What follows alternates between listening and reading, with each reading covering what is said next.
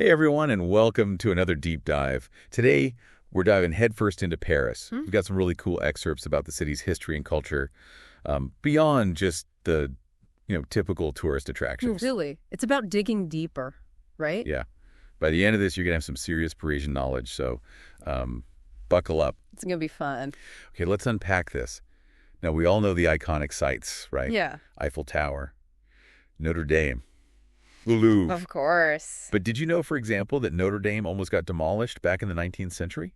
Oh, wow. Yeah, it was Victor Hugo's novel, The Hunchback of Notre Dame, that actually caused such a public outcry that they saved it. Amazing how powerful a book can be. I know, right? And you know what else is powerful about Paris is its location. It's in north-central France, right there on the Seine River. And it was basically destined to become, a huge cultural center. Yeah. And speaking of the Seine, it literally cuts the city in half, right? It does. Have you ever noticed the difference between the left bank and the right bank? Oh, absolutely. It's like two different personalities. The left bank, it's always been, the home of artists and intellectuals. Has that really cool bohemian vibe, almost a little rebellious, don't you think? Yeah, totally. And then the right bank, it's like all grand boulevards and elegant architecture. It feels more sophisticated. More aristocratic. Yeah, exactly. For sure. Okay, so we've talked about present-day Paris. Let's rewind the clock way back to its ancient roots. We're talking over 2,000 years ago.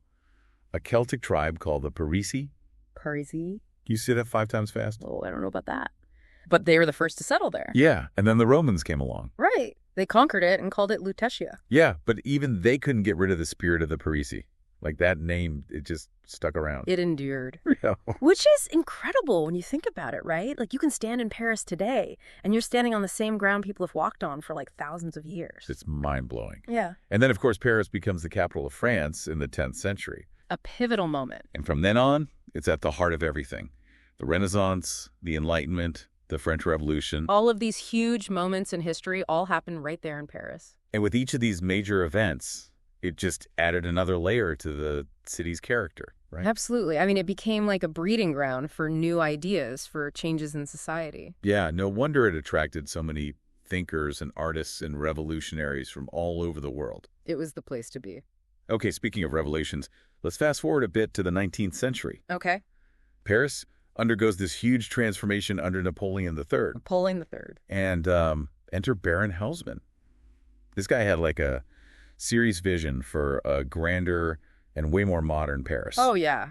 Haussmann basically reshaped the entire city. Yeah, he's the one who created those wide boulevards that are so iconic. Yeah, not just for looks, though. He wanted to improve traffic flow sanitation and even to make it harder for revolutionaries to, build barricades in the streets. It's pretty clever. Very strategic city planning. Yeah, he definitely left his mark. And, those boulevards are one of the first things people think of when they think of Paris, right? Right. All those stunning buildings and the energy. And that brings us to its nickname, the City of Light. Yeah. Of course, it comes from all the glittering lights along the Seine. But it's so much more than that, right? Absolutely. Paris has always been like this shining beacon of knowledge and culture.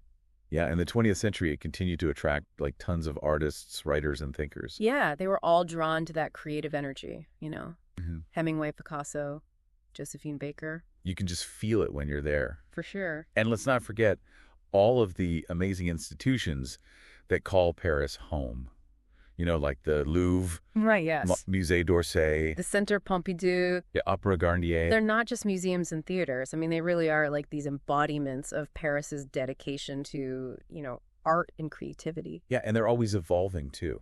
Always looking for new ways to engage with both the past and the present. Exactly. Take the Louvre's Islamic art wing, for example. It's designed by IMP, and it's incredible. It blends ancient artifacts with this really modern architecture. It's a powerful statement, for sure. Yeah. Okay, I got to talk about Parisian Cafe Society. Oh, yeah, one of my favorite things. I remember spending hours in those little cafes just soaking up the atmosphere. Yeah.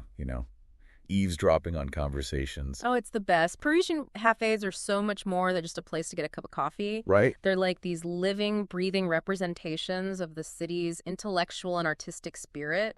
You know, people go there to debate, to share ideas, to people watch, to just like be Parisian. Yeah, it's an experience. It really is. And then, of course, there's fashion and cuisine. Oh, yeah, I mean, Paris is a trendsetter in both of those areas. for sure. But again, it's more than just following trends, right? Right. It's the craftsmanship, the attention to detail. They have this almost like obsessive pursuit of perfection. Yeah, whether it's a perfectly tailored dress from a small boutique or a decadent pastry from a neighborhood patisserie, you can just tell there's like so much artistry and passion behind it. A respect for tradition. Yeah, for Yeah. sure. Yeah. Okay, time to talk about the big one, romance. Paris is like the ultimate city for lovers. It's earned that reputation, for sure. And I think it's because all of these things we've been talking about come together to create this atmosphere that just sparks the imagination. It's intoxicating. The beauty of the city, the history, the art, the air you breathe, it just makes you want to fall in love With everything. with everything. The city life, it's Yeah. magical. So I guess what we're trying to say is Paris is so much more than just landmarks.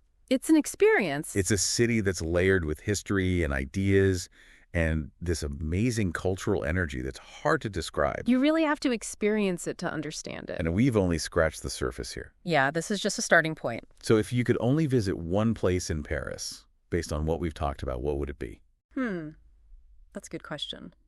What calls to you the most? It's something to think about, right? Definitely. Let this deep dive be the beginning of your own Parisian adventure. Bon voyage. Au revoir.